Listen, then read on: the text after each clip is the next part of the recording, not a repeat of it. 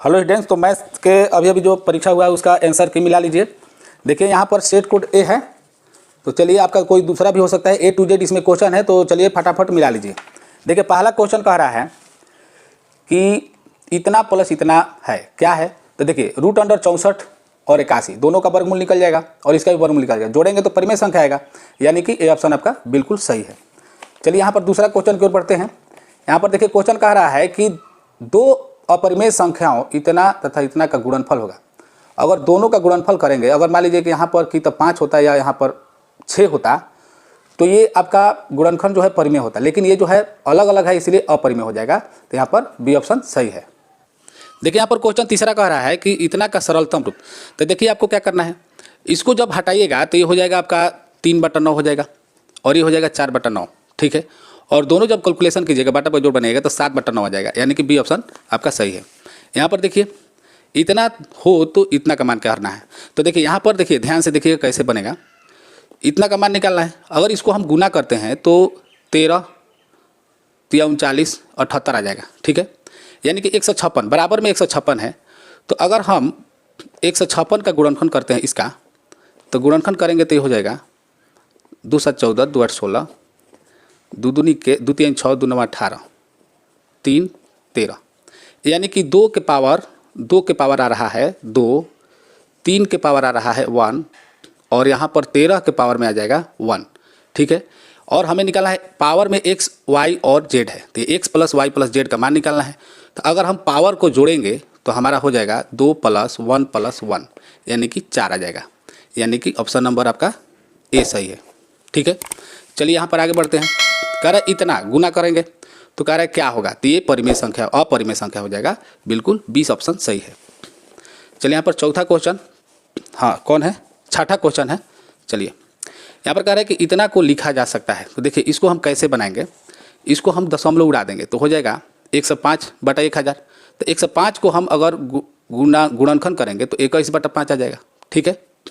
और यहाँ पर बाटा में 1000 है, तो 1000 का अगर गुणनखंड हम करते हैं तो 1000 का गुणनखंड कितना आ जाएगा। देखिए 1000 का हम गुणनखंड करेंगे तो 500, 250, 125, यहाँ पर हो जाएगा 5 25 बार में हो जाएगा, यानी कि 5 5 25, यानी कि 3 5 आ रहा है और 3 2 आ रहा है, यानी कि 3 के पावर 2 के पावर 3 और 3 के पावर 5 के पावर में 3, और यहाँ पर ऊपर है, चलिए यहाँ पर लिख देते हैं 2 के पावर 3 और 5 के पावर 3, लेकिन ऊपर एक 5 है तो हम एक 5 लिख देते हैं और 5 के पावर 2 ही लिख देते हैं, क्यों, क्योंकि ये कट जाएगा। तो देखिए 21/2 के पावर 3 और 5 के पावर 2, 21/2 के पावर, यहाँ पर 2 है नहीं होगा, यहाँ 5 के पावर 3 है नहीं होगा, 2 के पावर 3 और 5 के पावर 2, यानी कि सी ऑप्शन बिल्कुल सही है। चलिए यहाँ पर देखिए यदि दो संख्याओं का मौसा इतना और लसा इतना है तो संख्याओं का गुणनफल, तो दोनों गुना कर देना है। तो 25 × 25 से, यानी कि 25 × 25 से, यानी 1250 हो जाएगा, केवल गुना ही करना था। यहाँ पर देखिए यदि भाग एल्गोरिथम में इतना है, b 61, q 27, r इतना है, तो a का मान, तो a का मान निकालना है तो तीनों गुना कर देना है, ठीक है। ये दोनों गुना करके r को जोड़ देना है। तो हम इसको जोड़ेंगे और गुना करेंगे तो हमारा ए ऑप्शन आ जाएगा। ये दोनों गुना करके 32 जोड़ देना है, ठीक है। देखिए यहाँ पर 9वां क्वेश्चन, यदि q एक धनात्मक पूर्णांक हो तो निम्नलिखित में कौन धनात्मक विषम पूर्णांक होता है। विषम पूर्णांक देखिए यहाँ पर सम हो जाएगा, ये सम हो जाएगा, ये सम हो जाएगा, लेकिन ये विषम होगा 1, यानी कि ए ऑप्शन सही है। दो लगातार विषम संख्याओं का मौसा, लगातार विषम संख्या 1 3 5 ऐसा होगा, तो विषम संख्याओं का मौसा क्या होगा, बी हो जाएगा, ठीक है। निम्नलिखित में कौन बहुपद नहीं है, बहुपद नहीं है। देखिए ये बहुपद है, ये भी बहुपद है, और ये जो है स्क्वायर बराबर 0, तो 0 उधर जाएगा तो ये x 0 में बदल जाएगा, ये भी बहुपद है, तो ये बहुपद आपका नहीं होगा, ठीक है, यानी कि सी ऑप्शन आपका सही है। चलिए यहाँ पर देखिए 12 क्वेश्चन में कह रहा है इतना का घात। तो देखिए अगर हम जिसे मान लीजिए गुणनखंड है तो दोनों में गुना करेंगे तो घात क्या आएगा, तो x में 1 से गुना करेंगे x पावर 5, फिर इसमें गुना करेंगे x पावर 6 से। तो गुना करने पर क्या होता है, जब आधार सेम हो तो घात जोड़ देते हैं, तो क्या हो जाएगा, घात जुट जाएगा, यानी कि 5 × 6 = 11, यानी कि 11, सी ऑप्शन आपका बिल्कुल सही आंसर है। देखिए बहुपद इतना का शून्यक, तो अगर हम x² बराबर करेंगे तो 11 हो जाएगा, स्क्वायर हटाएंगे तो प्लस माइनस के रूट अंडर 11 हो जाएगा। रूट अंडर 11 प्लस माइनस में रूट अंडर 11, देखिए प्लस में माइनस में रूट अंडर 11, सी ऑप्शन बिल्कुल सही है। देखिए यहाँ पर कह रहा है कि द्विघात बहुपद इतना के शून्यक है तो क्या होगा मान, ठीक है। तो यहाँ पर तो मान a बराबर कितना होगा, b बराबर कितना होगा, यहाँ पर ध्यान दीजिएगा। तो यहाँ पर मैं बनाया हूँ, इसका ऑप्शन जो है आपका डी ऑप्शन सही आ जाएगा, ठीक है। देखिए कह रहा है कि इतना के शून्यकों का गुणनफल 8 है तो a का मान। तो देखिए शून्यकों का गुणनफल क्या होता है, c बटा a होता है, ठीक है, सूत्र होता है। तो यहाँ पर c का मान a है और a का मान है 1 और ये गुणनफल दिया है 8, यानी कि एक का कोई मतलब नहीं होता, यानी a बराबर 8 हो जाएगा। आपका आंसर हो जाएगा सी ऑप्शन, ठीक। चलिए निम्नलिखित में किस द्विघात बहुपद के शून्यक 4 एवं -2 है, ठीक है। तो इस सूत्र पर हम बैठा देंगे x square minus alpha plus beta into x plus alpha into beta. तो देखिए एक्स स्क्वायर, तो एक्स स्क्वायर हो जाएगा और यहाँ पर अल्फा प्लस बीटा, तो दोनों हम जोड़ेंगे, दोनों शून्य को तो जोड़ेंगे तो 2 आ जाएगा, ठीक है, यानी कि -2x हो जाएगा। और यहाँ पर गुना करेंगे तो -8 आएगा, ठीक है, और प्लस है तो प्लस माइनस माइनस हो जाएगा, यानी कि इतना आ जाएगा एक्स स्क्वायर -2x - 8, ये ऑप्शन में है, सही हो जाएगा। चलिए आगे बढ़ें। यहाँ पर 17 क्वेश्चन देखिए, इतना के शून्यक अल्फा एवं बीटा हो तो अल्फा बीटा बटा 4 का मान क्या होगा। देखिए अब इसका हम अगर मान लीजिए कि हम गुणनखंड करेंगे तो शून्य, अच्छा अल्फा इंटू बीटा, चलिए देखिए, यानी कि यहाँ पर शून्यकों का गुणनफल दिया हुआ है, तो शून्यकों का गुणनफल होता है c बटा a, तो c बटा a यानी कि -4 बटा a, तो -4 हो जाएगा, यानी कि -4 अब बाटा में है 4, इसका मान निकालना है तो हो जाएगा -1, यानी कि ए ऑप्शन सही है। यदि इतना एक शून्यक -3 हो तो क्यों x का एक गुणनखंड होगा। देखिए -3 शून्य के लिए प्लस वाला करेंगे, यानी x + 3 बराबर 0 होगा, तो x बराबर क्या हो जाएगा -3, तो एक शून्यक हो गया, यानी कि हमारा बी ऑप्शन बिल्कुल सही है।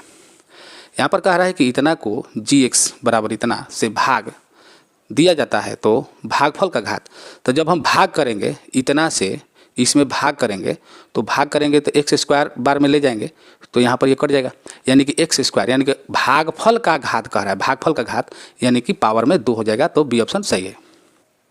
यहाँ पर देखिए एक्स स्क्वायर -3 इंटू एक्स + 1 -5 के शून्यक अल्फा एवं बीटा हो तो अल्फा + 1 और बीटा + 1, तो हम पहले क्या करेंगे अल्फा और बीटा का मान निकाल लेंगे, ठीक है। तो यहाँ से निकल जाएगा आपका अल्फा और बीटा का मान, तो यह हो जाएगा एक्स स्क्वायर -3x और प्लस माइनस माइनस हो जाएगा -3 माइनस हो जाएगा 5, तो यहाँ पर देखिए एक्स स्क्वायर -3x और -8 हो जाएगा, यानी कि हमें घटाने पर आना चाहिए 3, ठीक है। तो चलिए हम इसको इस प्रकार से देखते हैं। देखिए यहाँ पर अल्फा + 1 इंटू बीटा + 1 है, जब हम इसको गुणनखंड करेंगे तो हो जाएगा अल्फा इंटू बीटा, इसमें करेंगे, फिर इसमें करेंगे तो हो जाएगा प्लस अल्फा, ठीक है। अब प्लस फिर 1 से दोनों में करेंगे तो हो जाएगा बीटा, और 1 में 1 से करेंगे तो +1 हो जाएगा, ठीक है, और इसी का मान निकालना है। तो अल्फा इंटू बीटा, देखिए अब यहाँ पर ये हमारा दिया हुआ है, यानी कि मूलों का शून्यकों का गुणनफल c बटा a होता है, तो यानी कि -8 हो जाएगा, ठीक है, प्लस शून्यकों का जोगफल -b बटा a, तो -b बटा a, तो यहाँ पर -3 पहले से है तो ये हो जाएगा माइनस माइनस प्लस -b बटा a होता है, a का मान 1 है तो यहाँ पर हो जाएगा 3 प्लस में, ठीक है, और +1, तो -8 और +4 बराबर -4 हो जाएगा, यानी कि देखिए ऑप्शन किस में है, सी में है, यहाँ पर सी ऑप्शन आपका बिल्कुल सही हो जाएगा, ठीक है। चलिए आगे बढ़ते हैं। देखिए इतना एवं इतना हो तो px बटा qx का घात, तो यानी भाग का घात निकालना है, यानी भागफल का घात, तो बिल्कुल उसी प्रकार से होगा। अब घात में माइनस नहीं होता है तो यहाँ पे सब प्लस में ही दिया है ऑप्शन, तो अगर मान लीजिए एक्स स्क्वायर है, उसी प्रकार से जब इसको हम भागफल का ही घात निकालें, पहले भी हम बताए हैं, तो यहाँ पर क्या हो जाएगा 2 हो जाएगा, ए ऑप्शन बिल्कुल सही। निम्नलिखित में कौन द्विघात समीकरण है, तो देखिए ये तो द्विघात समीकरण नहीं कहा जाएगा, √x हो गया यहाँ पर, और यहाँ पर जब हम बाटा पर जोड़ बनाएंगे तो x⁴ हो जाएगा, ये भी नहीं होगा, ये भी नहीं होगा, ये भी नहीं होगा, और यहाँ पर देखिए x अगर बाटा पर जोड़ बनाएंगे तो एक्स स्क्वायर हो जाएगा, बाटा में x इधर जाएगा तो x⁴ आ जाएगा, तो ये भी नहीं होगा, तो एक बचा तो ये भी हो जाएगा, ठीक है। चलिए आगे बढ़ते हैं। यहाँ पर देखिए 23वां क्वेश्चन, यदि द्विघात समीकरण इतना का एक मूल 2 है तो k का मान, तो देखिए यहाँ पर a बराबर है 1, b बराबर है 2k और c बराबर है 4। तो एक मूल दिया हुआ है, ठीक है। तो k का मान हमें ज्ञात करना है।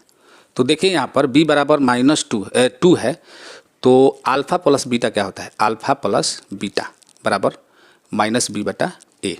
तो एक मान लीजिए कि एक मूल दिया है अल्फ़ा, तो यहाँ पर 2 लिख देंगे। बीटा का मान लीजिए मान निकालना है, यानी कि बीटा हमें निकालना है, तो यहाँ पर b हो जाएगा। अब बराबर में यहाँ पर -b/a, तो b का मान है 2k, तो यहाँ पर क्या लिखेंगे, -2k लिखेंगे, ठीक है, क्योंकि यहाँ पर 2k प्लस में है और सूत्र में माइनस होता है तो माइनस लिखेंगे, और बाटा में 1, ठीक। अब हम यहाँ पर देखिए इसको इतना रहने देते हैं, और गुणनफल होता है आपका अल्फ़ा इंटू बीटा बराबर c/a होता है। तो c का मान है 4 और a का मान 1 है, तो इतना ही रहने देते हैं। तो यहाँ पर देखिए अल्फ़ा का मान 2 है, तो 2 बीटा हो गया बराबर 4, यानी कि बीटा बराबर 2 हो गया, यानी कि बीटा की जगह पर हम 2 लिख सकते हैं। तो 2 + 2 बराबर -2k, ठीक है। तो 2 दूनी के 4 और 2 से कटेगा तो 2 दूनी के 4, यानी कि -2 हो जाएगा। बी ऑप्शन आपका बिल्कुल सही है, ठीक है। चलिए यहाँ पर देखिए 24, यदि इतना का एक गुणनफल है तो a का मान ज्ञात करें। अब इसका एक गुणनफल है तो x का मान क्या हो जाएगा, -3। तो -3 हम रखेंगे तो आराम से इसका हम बना सकते हैं। देखिए a, और यहाँ पर देखिए इसका शून्य निकालेंगे तो x बराबर -3 आ जाएगा। तो हम x की जगह -3 रखेंगे तो ये हो जाएगा -3 का स्क्वायर, यानी कि 9 हो जाएगा, माइनस माइनस प्लस हो जाएगा, प्लस यहाँ पर -3 हो जाएगा, -3 अब +1। तो यहाँ पर देखिए 9a, ठीक है, 9a और यहाँ पर -3, तो -3 और यहाँ पर +1 है तो -2 हो जाएगा बराबर 0। तो a बराबर हो जाएगा 2/9। तो यहाँ पर 2/9 देखिए यहाँ पर सी ऑप्शन में है। मैं पहले भी बनाया हूँ इसको। चलिए यहाँ पर देखिए p के किस मान के लिए द्विघात समीकरण इतना के मूल वास्तविक एवं समान होंगे। अगर आपको कोई क्वेश्चन में डाउट होगा तो आप पूछ सकते हैं, बाद में भी पूछ सकते हैं। मैं पहले बना लिया हूँ सारा क्वेश्चन। तो यहाँ पर देखिए बी ऑप्शन आपका सही हो जाएगा, और यहाँ पर फटाफट ऑप्शन मिला लीजिए। देखिए द्विघात समीकरण इतना के मूलों की प्रकृति क्या होगी। देखिए मूलों की प्रकृति यहाँ पर बताना है। तो देखिए द्विघात समीकरण इतना है, तो अब यहाँ पर क्या होगा, मूलों की प्रकृति के लिए क्या करेंगे, हम d निकालेंगे। तो d बराबर हो जाएगा b² - 4ac, तो यानी कि -3 के स्क्वायर और -4 गुना a का मान है 6 और c का मान है 5। तो यहाँ 3 के 9 -5 6 30 3 4 12, ये बहुत ज़्यादा हो जाएगा, यानी कि माइनस में आएगा, माइनस में कुछ भी आएगा, ठीक है। तो यानी कि इसके मूल नहीं होंगे। तो वास्तविक असमान बिल्कुल नहीं, वास्तविक समान ये भी नहीं होगा, वास्तविक ही नहीं होगा, यानी कि सी ऑप्शन आपका बिल्कुल सही आंसर है। चलिए यहाँ पर देखिए द्विघात समीकरण इतना के एक मूल 4 है, तो इसका दूसरा मूल क्या होगा, तो दूसरा मूल आप निकालिएगा -5, आराम से आ जाएगा। देखिए यहाँ पर सॉल्यूशन मैं कर लिया हूँ, तो आप यहाँ पर थोड़ा देखिएगा। अगर आपको समझ में नहीं आएगा तो आप कमेंट कर सकते हैं, ठीक है। आप मिला लीजिए। द्विघात समीकरण इतना के मूल अल्फ़ा एवं बीटा हो तो α² + β² का मान क्या होगा।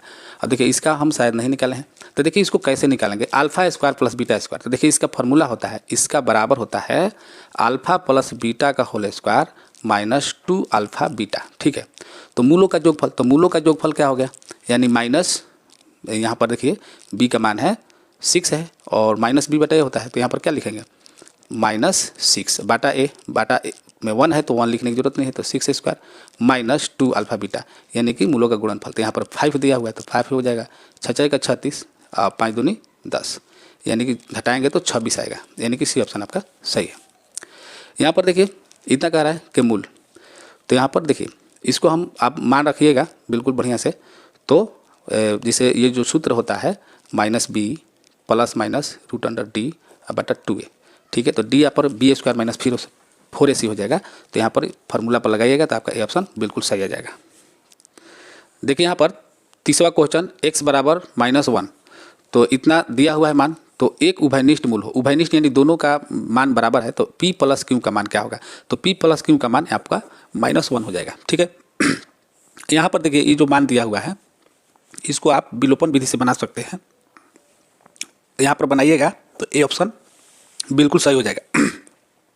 रैखिक समीकरण युग में इतना बराबर इतना कह रहा है क्या है, तो हम देखेंगे। मान लीजिए a1/a2, तो 2 बटा हम 4 करेंगे बराबर -3/6 करेंगे, -6 हो जाएगा, और 8 बटा बराबर नॉट हो जाएगा, यानी कि असंगत होगा बी ऑप्शन। देखिए यहाँ पर क्वेश्चन कह रहा है कि आलेख किस प्रकार की है होगी, तो वही नियम अपनाएंगे 2/4, तो यानी 1/2 हो जाएगा। यहाँ पर 3/6 है, यानी कि 1/2 हो जाएगा। 4/12, 4 3 12, यानी बराबर नॉट 1/3 हो जाएगा, यानी बीच में बराबर हो और यहाँ बराबर हो और यहाँ बराबर नॉट हो, तो यहाँ पर समांतर होती है, समांतर सरल रेखा है। यहाँ पर देखिए बहुत ही आसान क्वेश्चन है, इतना दिया है, कहता कितने हल हैं, तो यहाँ पर देखिए 2/3 हो जाएगा, A1/A2 यानी कि 2/3 हो जाएगा, और -3/1 होगा, बराबर नॉट हो जाएगा -3/1, यानी कि बराबर नॉट है, यानी कि एक ही प्रतिच्छेद करती हुई रेखाएं हो जाएगी, यानी कि एक और केवल एक हल होगा। ठीक है, चलिए आगे बढ़ते हैं। यहाँ पर देखिए के किस मान के लिए इतना के अनंत हल है। अनंत हल मतलब क्या होगा, एक अनेक हल, तो यहाँ पर हो जाएगा 1/5 होगा, अब बराबर में हो जाएगा 2, अब बटा में के, और बराबर में हो जाएगा 3/15 मान लीजिए, दोनों आएगा तो माइनस माइनस खत्म हो जाएगा, इधर बराबर 0 कीजिएगा तो माइनस खत्म हो जाएगा, तो 3/15 ही होगा। ठीक है, तो अगर हम दोनों को ये दोनों को लड़ाते हैं तो के बराबर 10 आ रहा है, अगर ये दोनों को करेंगे तो 3 के बराबर 15 दूनी 30 हो जाएगा, यानी कि के बराबर 10 ही आएगा। ठीक है, यानी के बराबर 10, के का मान हो जाएगा 10। यहाँ पर कह रहा है कि निम्नलिखित में कौन समांतर श्रेणी में, देखिए यहाँ पर ये बढ़ते क्रम ये भी बढ़ रहा है, नहीं होगा, ये भी ज़्यादा बढ़ते जा रहा है। यहाँ पर ये डी ऑप्शन आपका बिल्कुल सही हो जाएगा। पी के किस मान के लिए इतना का समांतर श्रेणी में है, तो देखिए समांतर श्रेणी में है, तो यहाँ पर देखिए क्या होगा, तेरा समांतर श्रेणी में है तो पी का मान निकालना है, तो आप सार बंतर बराबर कर सकते हैं। चलिए इसको आपको हम यहाँ बता देते हैं, सार बंतर बराबर कर सकते हैं। तो 13 देखिए B2 minus A2 minus A1 करेंगे तो 13 माइनस ये करेंगे, डबल पद में है तो दोनों माइनस में हो जाएगा, तो -1 हो जाएगा। अब बराबर में इसमें से इसको घटाएंगे, यानी कि 5P - 3 और -13 हो जाएगा। -2P ये दोनों को करेंगे तो हो जाएगा +12 और बराबर 5P और -16।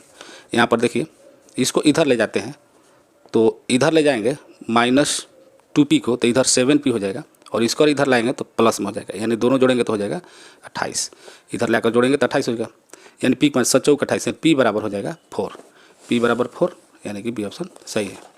चलिए आगे बढ़े। देखिए यहाँ पर क्वेश्चन कह रहा है AN का मान यहाँ पर दिया है nवां पद, तो इतना का मान क्या होगा, तो इतना का मान हम निकाले हुए हैं, तो यहाँ पर 75 आ जाएगा, आपका बिल्कुल सही जवाब हो जाएगा।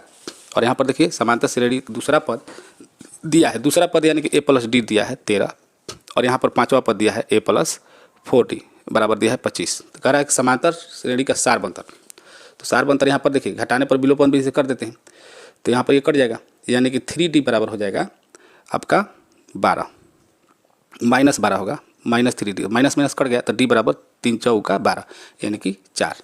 चलिए यहाँ पर देखिए यदि समांतर श्रेणी के प्रथम n पदों का योग इतना है, प्रथम n पदों का योग, तो यहाँ पर समांतर श्रेणी का सार बंतर कह रहा है, तो देखिए एक बार 1 रखेंगे, एक बार 2 रखेंगे, एक बार 3 रखेंगे, n का मान, तो 1 रखेंगे तो यहाँ पर हो जाएगा आपका 5 में 1 रखेंगे और यहाँ पर 1 रखेंगे तो हो जाएगा 4, फिर यहाँ 2 रखेंगे तो 2 5 10 और 4, यानी कि 6 हो जाएगा, और फिर रखेंगे तो फिर 6 होगा, 3 रखेंगे तो ठीक है।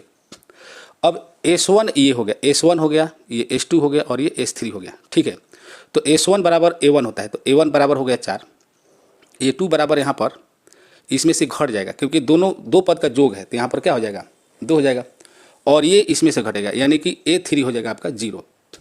तो जब हम 4 2 0 इसका सार बंतर अगर हम निकालेंगे, ये P में हो गया तो क्या आएगा -2 आएगा, यानी कि -2, बी ऑप्शन बिल्कुल करेक्ट आंसर है। देखिए यहाँ पर समांतर श्रेणी इतना 11वां पद का रहता है, A+10D निकालना है, यानी कि A+10D 10 गुना D का मान कितना होगा, तो -1/2 में से हम माइनस करेंगे -3, तो +3 हो जाएगा, यानी कि 3 में से अगर हम आधा घटाएंगे तो हो जाएगा 2.5, यानी कि 5/2, 2.5 कहते हैं। तो यहाँ पर देखिए 2 5 10 हो गया।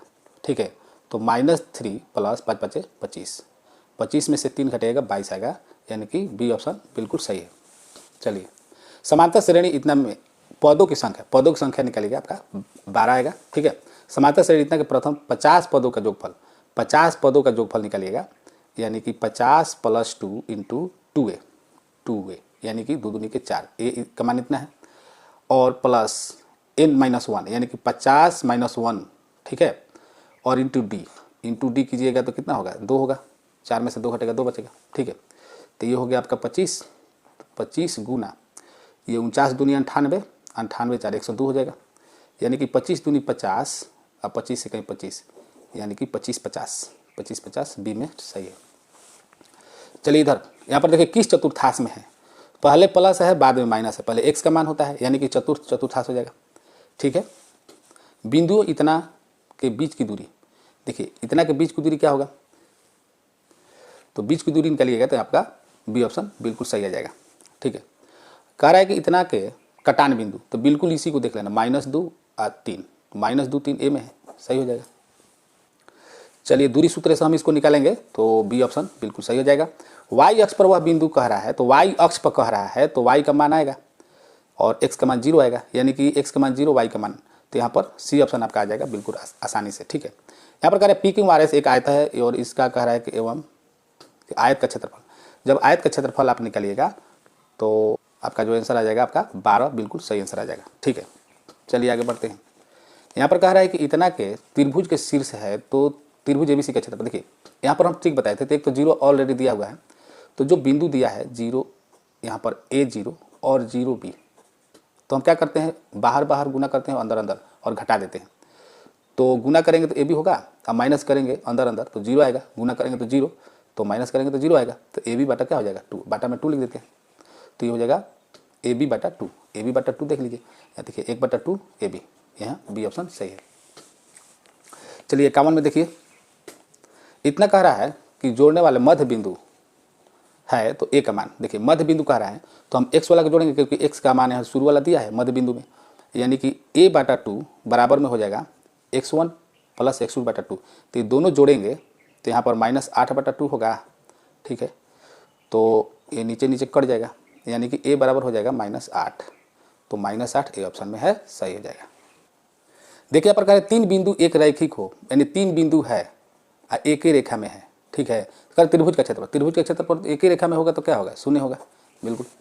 यहाँ पर कह रहा है कि यदि त्रिभुज एबीसी के शीर्षों के निर्देशांक इतना दिया हुआ है तो केंद्रक के निर्देशांक क्या होगा, तो हम क्या करेंगे कि तीनों को जोड़कर 2 से भाग कर लेंगे, ठीक है। तो x1 + x2 + x3/2 y1 + y2 + y3/2 इस सूत्र पर निकालिएगा तो आपका जो आंसर आएगा आपका आ जाएगा यहाँ पर बी ऑप्शन। चलिए आगे बढ़ते हैं। यहाँ पर कह रहा है कि त्रिभुज इतना है, बी ए सी का अर्धक है, तो ए बी बराबर 10 सेंटीमीटर है, तो ए सी 14 सेंटीमीटर है, तो B C 6 centimetre, D C का मान क्या होगा, तो डी सी का मान आपका यहाँ पर 3.5 सेंटीमीटर हो जाएगा। चलिए यहाँ पर देखिए यहाँ पर समांतर दिया हुआ है, तो यहाँ पर कह रहा है कि 5.6 है ए सी, इसे इस प्रकार से आप त्रिभुज बनाइएगा और ये समांतर है डी ई, ठीक है, ए है बी है सी है, यह कह रहा है कि डी ई समांतर बी सी, ठीक है, ध्यान से समझिए। तो यहाँ पर 3 दिया है, ये 5 दिया है और ये टोटल दिया है आपका 5.6 ए सी दिया है, तो ए ही निकालना है, तो इसको x मान लेते हैं, तो इसको निकालिएगा आपका 2.1 आएगा, ठीक है। चलिए दो समरूप त्रिभुज जो कि संगत भुजाओं का अनुपात इतना है, तो उसके परिमापों का अनुपात, देखिए संगत त्रिभुज के भुजाओं का अनुपात दिया हो तो परिमाप का भी सेम ही होता है, यानी कि 5:6 हो जाएगा।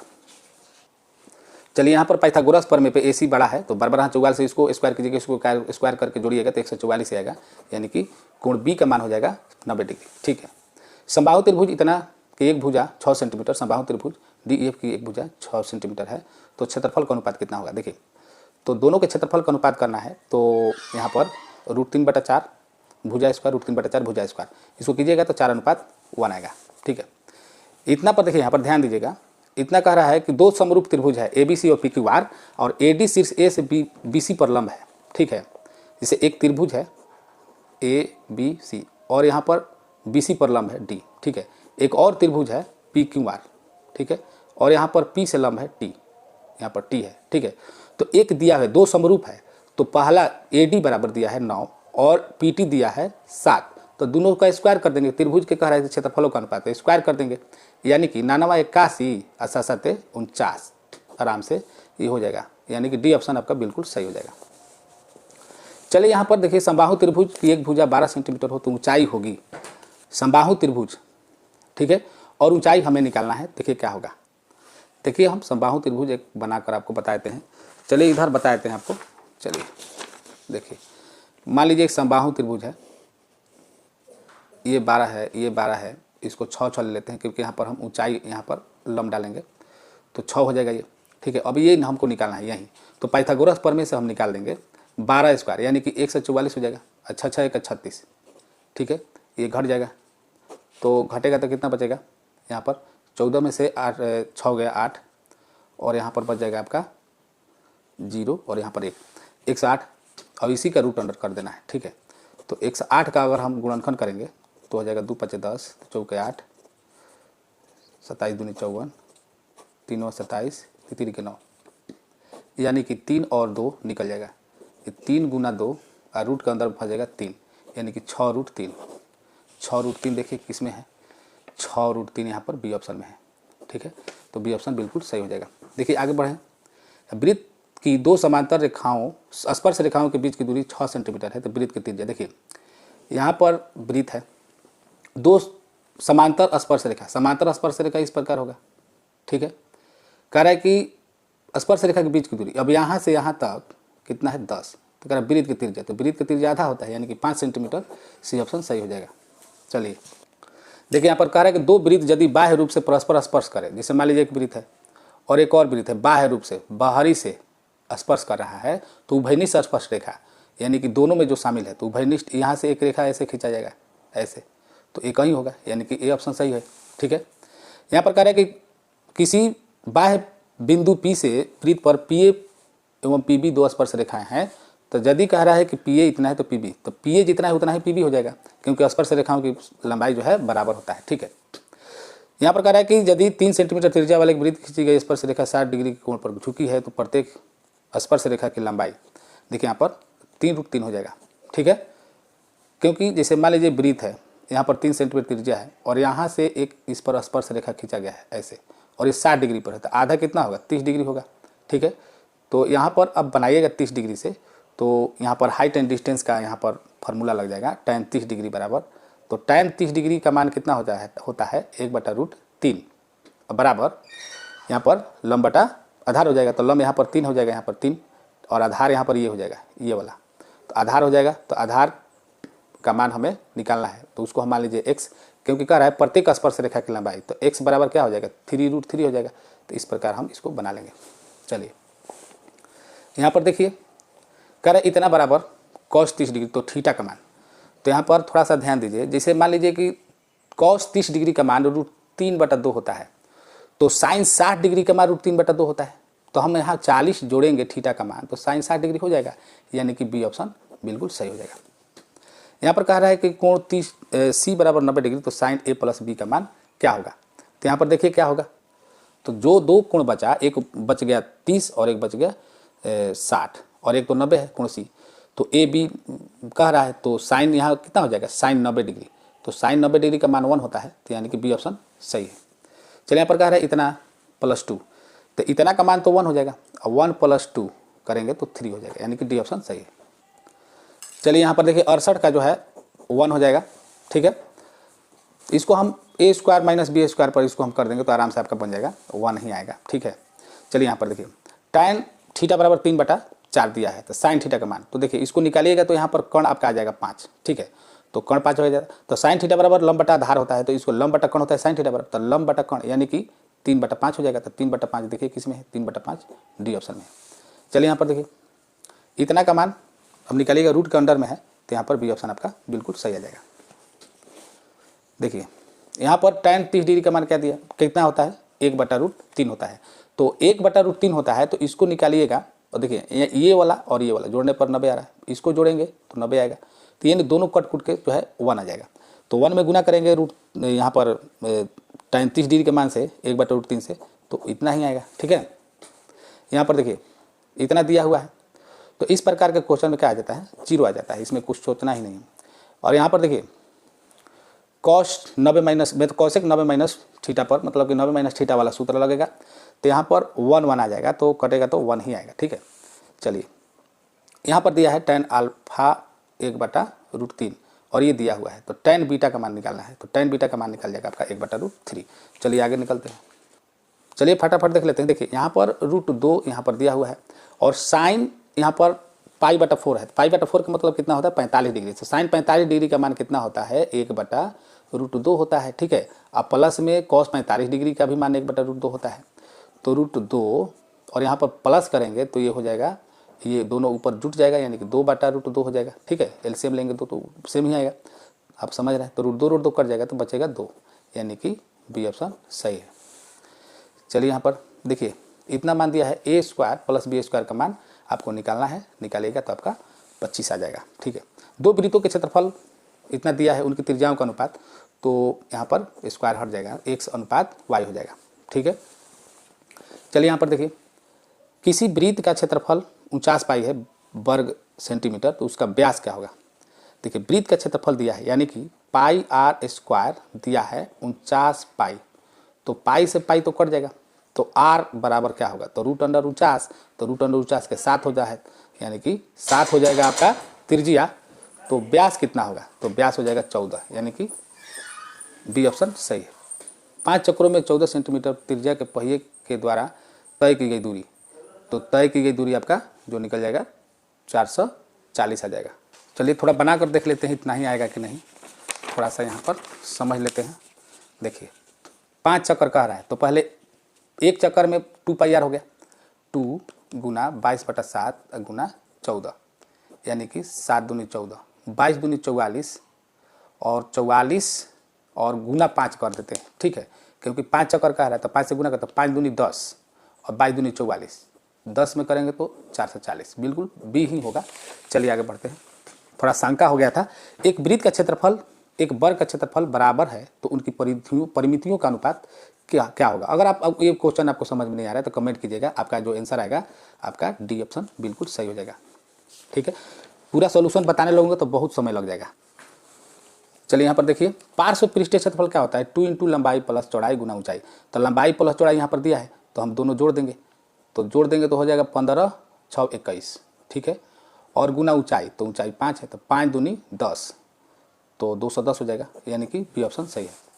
8 सेंटीमीटर भुजा वाले घन में से 4 सेंटीमीटर भुजा वाले कितने घन बनाए जा सकते हैं। तो घन है तो घन 8 गुना 8 गुना 8, और ये हो जाएगा 4 गुना 4 गुना 4, 4 दूनी 8, 4 दूनी 8, 4 दूनी 8, यानी 2 गुना 2 गुना 2, यानी कि 8 हो जाएगा। धातु के 3 घन जिनके किनारे इतना है को पिघला कर एक घन बनाएगा, नए घन का पार्श्व पृष्ठीय क्षेत्रफल 144 आ जाएगा। देखिए यहाँ पर दो बेलनों की त्रिज्याओं का अनुपात इतना है, उनकी ऊंचाई का अनुपात इतना है, तो उनके आयतनों का अनुपात कितना होगा, यहाँ पर बी ऑप्शन सही हो जाएगा। यहाँ पर देखिए यदि बेलन के वक्र पृष्ठीय क्षेत्रफल इतना दिया है तो इसकी आधार की त्रिज्या 14 सेंटीमीटर है, तो ऊंचाई क्या होगा। ठीक है, तो आधार की त्रिज्या दिया हुआ है, ऊंचाई निकालना है, तो आपका ऊंचाई जो हो जाएगा, चलिए थोड़ा देख लेते हैं। देखिए 2πr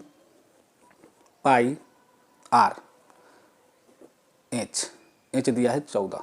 अच्छा यहाँ पर h निकालना है। ठीक है, चलिए h निकालना है, r दिया है 14 और यह है 1760। थोड़ा सा देख लीजिए यहाँ पर, देखिए 7 दूनी 14 कट जाएगा। ठीक है, चलिए h बराबर हो जाएगा 1760 बाटा हो जाएगा, ये 2 दूनी के 4 कर लेते हैं गुना 22।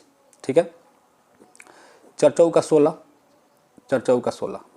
ठीक है, अब 22 दूनी 44। ठीक है, यानी 20 हो जाएगा, सी ऑप्शन सही है।